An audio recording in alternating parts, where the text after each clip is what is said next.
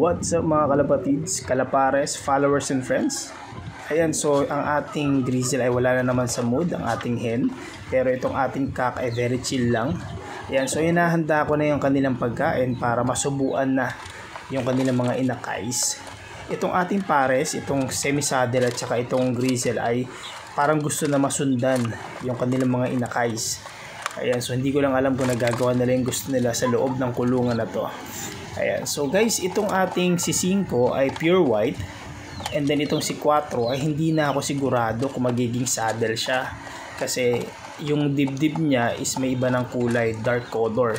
So parang off color na siya. So ano kaya magiging kulay nito guys sa tingin nyo? Kaya comment naman guys kung ano yung kulay niya. Base dito sa kulay niya ngayon, sa balahibo niya ngayon. Ayan, so pinibilad ko muna sila para kahit papaano ay maarawan at plano kong palitan na rin yung kanilang pugad kasi medyo madumi-dumi na rin. Ayan, so ang nangyari sa kanya, inabitawan ko pa kasi gumalaw